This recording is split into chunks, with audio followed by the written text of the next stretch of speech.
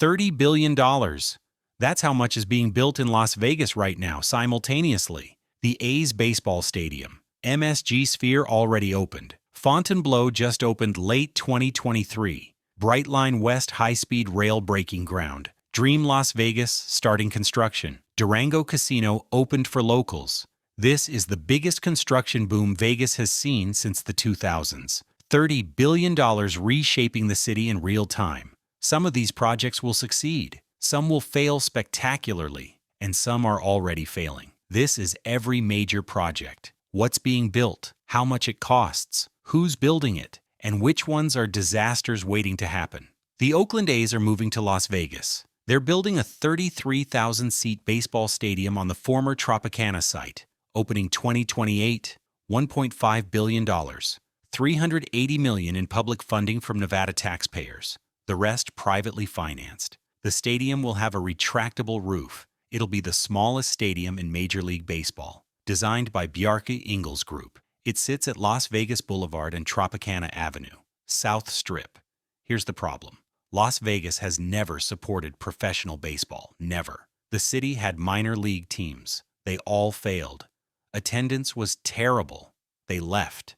Baseball requires 81 home games per year.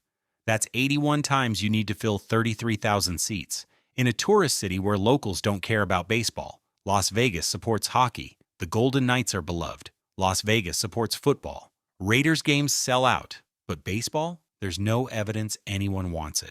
The stadium is also in a terrible location, South Strip. Not walkable to the major casinos. You need rideshare to get there. It's a dead zone. 33,000 seats is too small for Major League Baseball standards. Most stadiums hold 40 to 50,000. The A's are building small because they know they won't fill it. Will it succeed? No. Attendance will average 18 to 22,000 per game, below capacity. The stadium will depend heavily on opposing team fans. When the Dodgers or Yankees visit, it'll fill. When the Rays or Guardians visit, it'll be empty. The A's will lose money for the first 5 years. Then they'll either relocate again or accept Vegas as a permanent money-losing operation, subsidized by revenue sharing. This stadium is a mistake. Las Vegas doesn't want baseball. The A's are forcing it anyway. Fontainebleau, Las Vegas. 67 stories, 3,644 rooms. North Strip location next to Resorts World. It opened December 2023, $3.7 billion. The most expensive resort ever built in Las Vegas. Here's the story. Construction started in 2007. Then the financial crisis hit in 2008. The project went bankrupt, sat unfinished for over a decade. The building was a rusting skeleton on the North Strip for 13 years. Developer Carl Icahn bought it in 2017, renamed it The Drew. Then he couldn't finish it either, sold it in 2020. New owners brought back the Fontainebleau name, finished construction, opened late 2023, 14 years from groundbreaking to opening, $3.7 billion total cost. That's more than Wynn, more than Bellagio, more than Cosmopolitan, the most expensive resort in Vegas history. And it's already struggling. North Strip. Location. The curse continues. Resorts World opened 2021 next door. Also struggling. Wynn and Encore are across the street. Established brands with loyal customers. Fontainebleau has no iconic free attraction. No fountains like Bellagio. No volcano like Mirage used to have. Nothing to draw tourists north. Current occupancy is below projections. They're discounting room rates to fill the hotel. Convention bookings are slow. The property is operating at a loss. Why? Same problems as Resorts World. Wrong location. Wrong timing. North Strip is too far from the action. Tourists prefer Center Strip. Fontainebleau is competing with Wynn, but without the decades of brand recognition. $3.7 billion will never be recouped. Even if Fontainebleau generates $100 million per year in EBITDA, which it won't, that's 37 years to pay back the investment. Ignoring debt service, inflation, opportunity cost, Fontainebleau will survive. It's too big to demolish, but it'll operate as a mediocre North Strip property that never generates a return on investment. The lesson: location matters more than money. $3.7 billion can't fix a bad location. The Sphere. You've seen it. The giant orb with the LED screen exterior.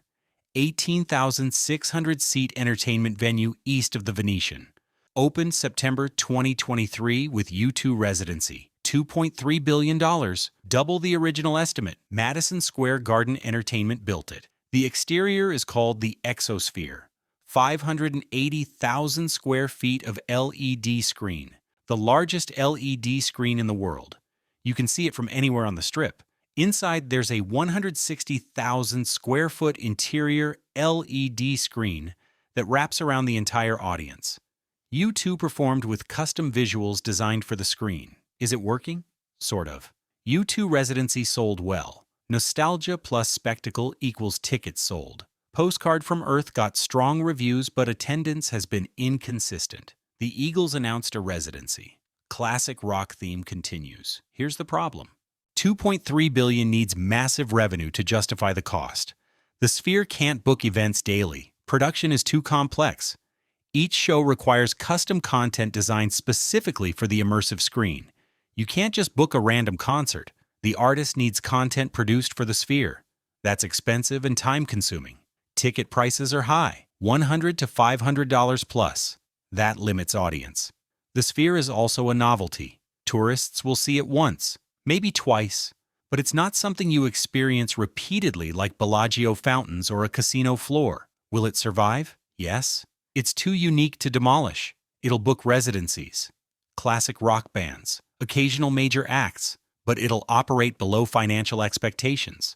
$2.3 billion won't generate a profit. The Sphere is a prestige project, a landmark, a statement, not a profitable business. Madison Square Garden Entertainment built it to prove they could, to elevate their brand, to create something iconic. They succeeded at that, but they lost billions doing it. High-speed rail from Las Vegas to California, $12 billion. The largest single project in the construction boom. Brightline West will connect Las Vegas to Rancho Cucamonga, California, near Los Angeles. 218 miles. Trains traveling 200 miles per hour. 2 hours, 10 minutes travel time. Compare that to driving. Interstate 15 from LA to Vegas is 4+ hours, often longer on Friday evenings and Sunday afternoons when traffic is terrible. The drive is miserable. Brightline breaks ground in 2024. Opens 2028, maybe. Probably delayed to 2029. The station will be at the South Strip, Blue Diamond Road area. Not on the Strip itself. You'll need rideshare to reach hotels. Is this a good idea? Maybe. Interstate 15 traffic is a nightmare. Eliminating the 4-hour drive appeals to tourists without cars. Environmental benefits. No more traffic jams. But here's the problem. The station is South Strip, far from major hotels. You arrive in Vegas and still need rideshare. That's inconvenient. Rancho Cucamonga isn't Los Angeles. It's 60 miles east of downtown LA. You still need a car or transit to reach LA proper. So you're taking a train to a suburb, then figuring out transportation from there. What's the ticket price? Unknown. But it needs to compete with driving. Driving LA to Vegas costs about $50 in gas plus tolls. If the train ticket is $150, people will drive. Flights from LA to Vegas are cheap and fast, 1 hour, often under $100. The train takes 2 hours, 10 minutes, and requires getting to Rancho Cucamonga first. Here's the bigger issue. Americans don't use trains, we drive. It's cultural. Even when trains are available, we prefer cars.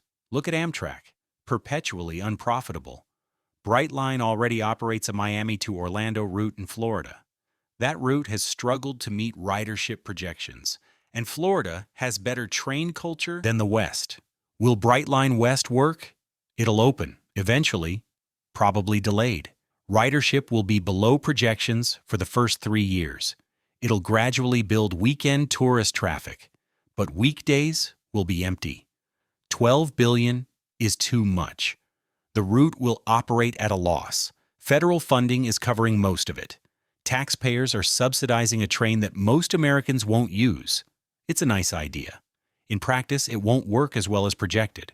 Dream Las Vegas, $850 million, 531 rooms, boutique luxury resort, breaking ground 2024, opening 2026 or 2027. Located on Flamingo Road and Link Lane, behind Horseshoe, near the Link. Center Strip location. Dream Hotel Group is building it. They operate luxury boutique hotels globally. This is their first Las Vegas property, 531 rooms. That's small compared to mega resorts. Bellagio has almost 4,000. Venetian has over 7,000. Dream is going boutique. The focus is luxury, rooftop pool, high-end dining, modern design, targeting younger, affluent travelers who want luxury without the massive scale of Wynn or Bellagio. Will it work? Probably. Here's why. Smaller properties are easier to manage. 531 rooms is manageable. You can maintain quality across the entire property. Center Strip location is critical. This isn't North Strip. It's walkable to Caesars, Bellagio, Cosmopolitan. Tourists can stay at Dream and explore the Center Strip easily. Dream fills a gap. Vegas has mega luxury resorts like Wynn. Vegas has massive mid-tier properties like MGM Grand, but there's limited boutique luxury. Small, high-end, modern. Dream targets that niche. Weekend getaways, couples, younger affluent guests who want luxury without the sprawl. The risk is whether Vegas tourists actually want boutique properties. Most prefer mega resorts, more restaurants, more bars, more options, boutique limits options. But 531 rooms won't cannibalize mega resorts. It's supplementary, a different product for a different customer. Prediction: Dream opens successfully, operates profitably, doesn't transform the market, but fills its niche. $850 million is achievable return at 531 luxury rooms. This is one of the smarter projects in the boom. Reasonable budget, right location, clear target market. Durango Casino and Resort, $750 million. Open December 5th, 2023. This isn't on the Strip. It's a locals casino. Southwest Las Vegas, Durango Drive, and the 215 Beltway. Station Casinos built it. They operate Red Rock, Green Valley Ranch, Palace Station, all locals casinos. They know this market. 83,000 square foot casino. 211 hotel rooms. Designed for locals, poker room, sports betting, dining options, entertainment. Is it working? Yes. Early reports show strong local traffic. The Southwest Valley has been growing for years. Residential neighborhoods expanding. Durango fills that void. Locals prefer Station Casinos properties. They're comfortable, good loyalty programs, reasonable prices, better odds than Strip casinos. Durango isn't trying to compete with the Strip. It's serving a different market. Locals who want to gamble near home. No tourists, no conventions, just neighborhood casino and entertainment. This business model works. Station Casinos has proven it repeatedly. Red Rock is highly profitable. Green Valley Ranch thrives. Palace Station survives. Locals casinos are sustainable because they're not dependent on tourism. Economic downturns hit Strip properties hard. Locals casinos stay steady. Neighborhood residents still gamble and dine. Prediction: Durango is a success. It's already performing well. $750 million will generate a return. Station Casinos knows what they're doing. This is the least risky project in the $30 billion boom. Proven operator, proven market, proven location strategy. If you're investing in Vegas construction, bet on Durango, not Fontainebleau. Not every announced project gets built. Here are the ones that stalled or died. Wynn West. Steve Wynn announced plans for land west of Wynn and Encore. A third tower, additional convention space. Then Wynn's legal issues happened. He left the company. The project stalled. No construction timeline. It may never happen. Alon Las Vegas, originally called Astoria, 34-story condo hotel on Harmon Avenue. Construction started 2007. Financial crisis hit 2008. Project halted. sat unfinished for years. Developer went bankrupt. The building became a rusting eyesore. Finally demolished piece by piece between 2015 and 2019. The site is still vacant. 17 years later, nothing's been built. These prove that announcements don't mean construction. Financial crises kill projects. Legal issues kill projects. Market changes kill projects. Not all 30 billion will get built. Some projects will stall, some will get canceled, some will sit half-finished for years. That's the risk with construction booms. Momentum can vanish overnight. $30 billion.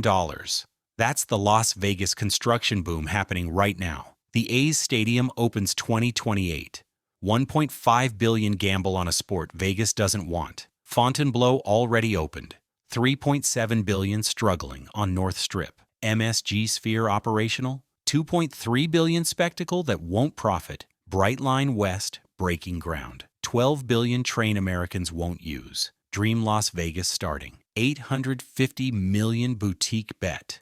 Durango opened. $750 million locals casino already working. Some will succeed. Durango is already thriving. Dream has good fundamentals.